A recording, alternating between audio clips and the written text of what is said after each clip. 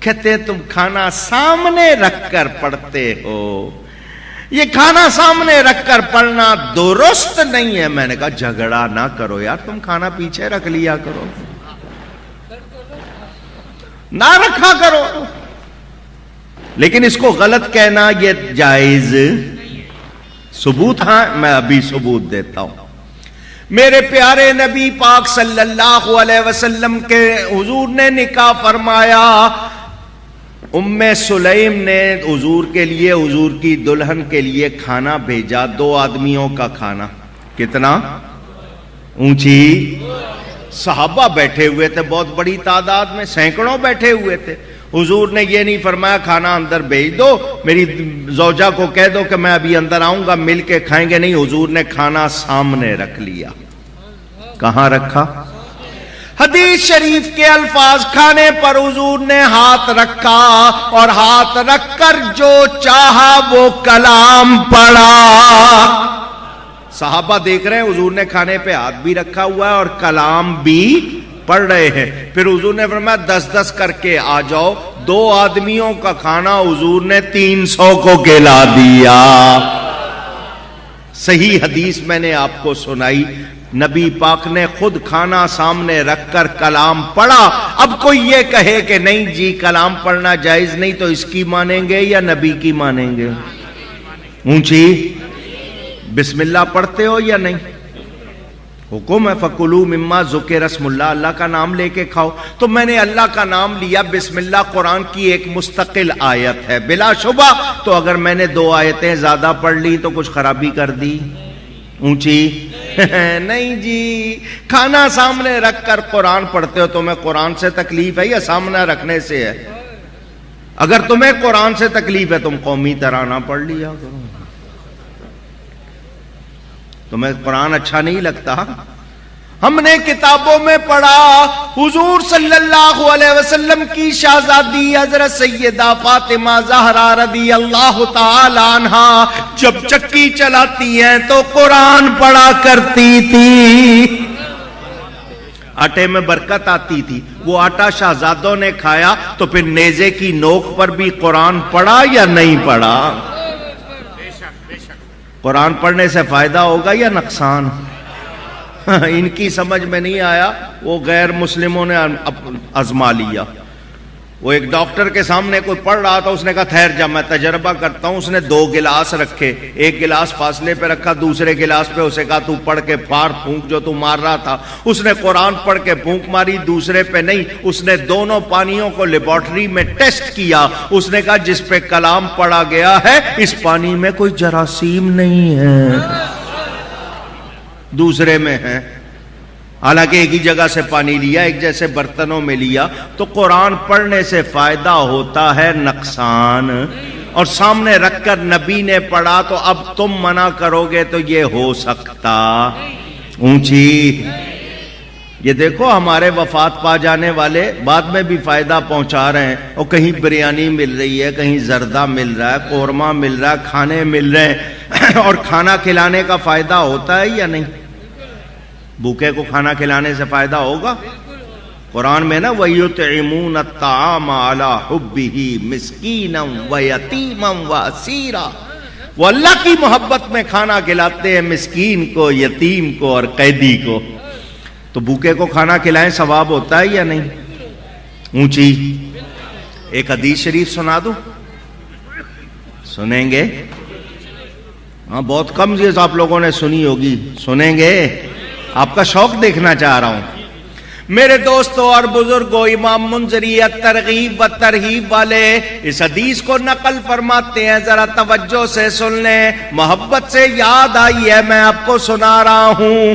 وہ فرماتے ہیں نبی پاک صلی اللہ علیہ وسلم کا ارشاد، ان الجنت تشتاق الی 5، جنت 5 کا اشتیاق رکھتی ہے، انتظار کر رہی ہے۔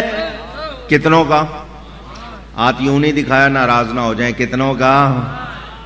کیا کر رہی ہے؟ جنت کو شوق ہے کہ یہ 5 مجھ میں آئیں۔ آپ کو شوق ہے جنت میں جانے کا، جنت کو ان 5 کا شوق ہے۔ لسٹ سننا چاہتے ہیں؟ پہلی بات، तालिल कुरान, जो कुरान की तिलावत करने वाला मोमिन अल्लाह ताला के कलाम को मोहब्बत से पढ़ता है, ईमान वाला, जन्नत उसका इश्तियाक रखती है। या अल्लाह इस बंदे को जन्नत में ला, मुझे शौक है। कुरान की तिलावत करने वाला, शर्त मोमिन, मोमिन नहीं है तो फिर कोई फायदा नहीं। अकीदा गलत, बहुत से लोग कुरान पढ़ते हैं लेकिन ढूंढते हैं कोई नबी का नक्स मिल जाए, कोई ऐब मिल जाए। ऐसे लोग, कुरान को बुरी नीयत से पढ़ना कुफ्र है, उलमा का मुत्तफ़िका फतवा। जो बुरी नीयत से पढ़े वो काफिर हो जाता है। तो जन्नत उसका इंतजार कर रही है जो कुरान की तिलावत करता है। एक हो गया। नंबर 2, मुतइमिल जियान, जो भूखों को खाना खिलाए, जन्नत उसका इश्तियाक रखती है। क्या करे? भूखों को आवाज नहीं, जरा मजे की आवाज चाहिए। हम तो लुकमे छीनते हैं। मौलाना साहब, वो मेरे साथ वाले की दुकान बहुत चलती है, मेरी नहीं चलती, कोई तावीज दे दो उसका बेड़ा गर्क हो जाए। और तुम दुआ करो उसकी चल रही है, या अल्लाह मेरी भी चला। मुसलमान को फायदा पहुंचाए, नुकसान। आजकल क्या हो रहा है, वो फलानी पार्टी का, ओह उसको नहीं देना, इधर देना।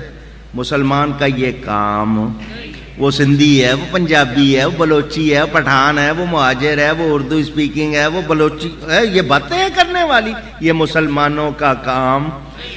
मुसलमान होना चाहिए, रंग कोई, जात कोई, नस्ल कोई, है ईमान वाला तो हमारा है।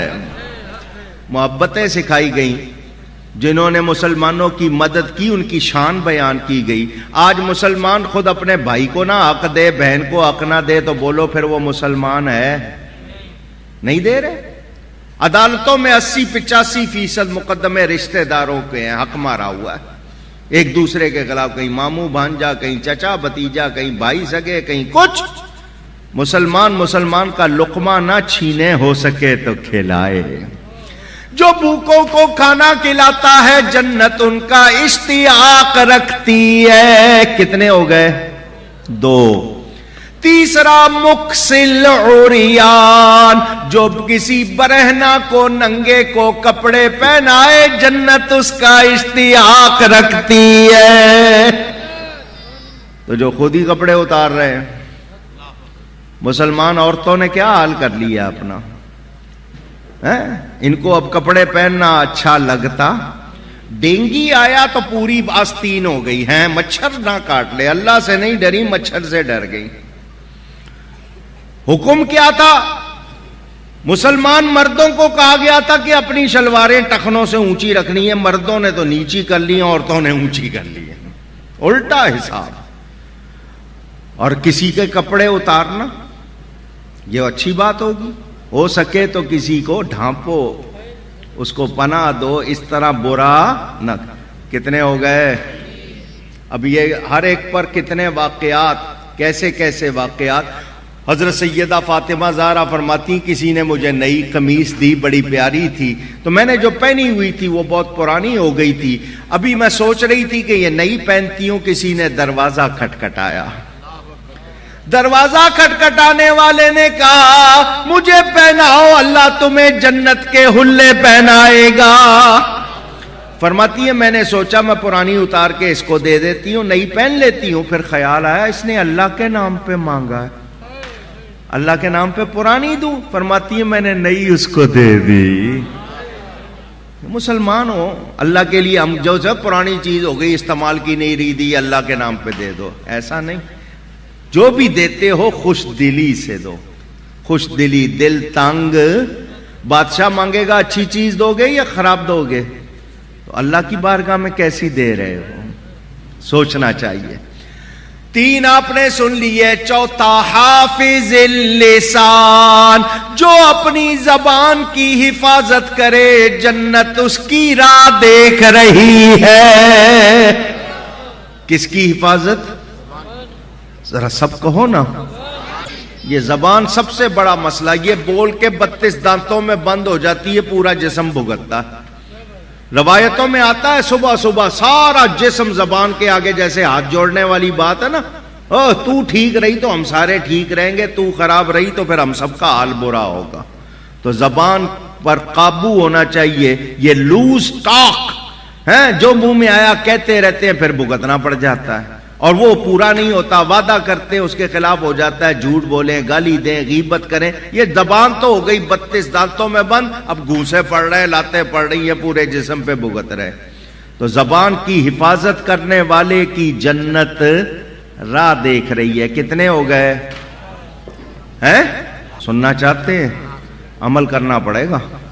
وَمَنْ صَلَّى عَلَى حَبِيبِ الرَّحْمَنِ، پانچواں وہ جنت جس کا شوق رکھتی ہے وہ ہے جو اللہ کے حبیب پر درود و سلام بھیجتا ہے۔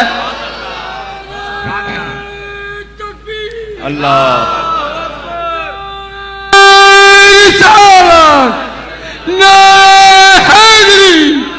خطیب پاکستان۔ میرے دوستو، کام وہ کریں جو جنت میں لے جانے والے ہیں۔ جنت میں ہم سب کو کوشش کرنی چاہیے میرے دوستو اور بزرگوں، قبرستان میں جائیں، قرآن پڑھیں، گھر بیٹھے ایصال ثواب کریں۔ نہیں، وہ بیٹا جس سے ماں باپ کی خدمت میں کوتاہی ہو گئی ہو، وہ بہت زیادہ ایصال ثواب کرے تو اس کے گناہ معاف ہو جاتے۔ ماں باپ کی روح کو راضی کر لے، ان کو راضی نہیں کیا، ان کی روح کو راضی کر لے، ورنہ بخشش ہو سکتی نہیں۔ تو ہم نے جان لیا کہ ایصال ثواب قرآن سے ثابت، حدیث سے ثابت، اور کتنا فائدہ ہوتا ہے وہ بھی آپ نے سن لیا۔ تو اب ہم کو کرنا چاہیے یا نہیں؟ آواز نہیں آئی؟ تو جو روکیں بولو وہ دشمن ہیں یا نہیں ہیں؟ میں نے آپ کو یہ بھی بتا دیا، وہ کہتے ہیں جی تاریخ کیوں مقرر کرتے ہو، وہ بھی بتا دیا، کھانا سامنے رکھ کر پڑھتے ہو، وہ بھی بتا دیا۔ اب ان کے پاس کچھ ہیر پھیر کی گنجائش نہیں، انہوں نے بھیجنا نہیں ہے اور ہم نے چھوڑنا۔ ہم بھیجیں گے کیونکہ ہمیں پتا ہے ہمیں بھی فائدہ ہوتا ہے، جن کو بھیجتے ہیں ان کو بھی فائدہ ہوتا ہے۔ تو جو لوگ ایمان والے ہیں وہ زندہ رہتے ہیں تو فائدہ پہنچاتے ہیں، وفات پا جائیں تو بھی فائدہ۔ اب بولو، نیکی کو غلط کہنا کیا کوئی اچھی بات ہے؟ جو جائز کام ہو، مستحب کے معنی پسندیدہ، جو پسندیدہ کام ہے، جائز کام ہے، ان کو غلط کہہ کے لوگوں کو نیکی سے روکنا، یہ مسلمان کا کام۔ میرے والد صاحب کی کتاب ہے ثواب العبادات، اردو میں بھی ہے، انگلش میں بھی ہے، انٹرنیٹ پر بھی ہے، ضیاء القرآن پبلیکیشن، یہاں اردو بازار میں، وہاں سے مل جاتا ہے۔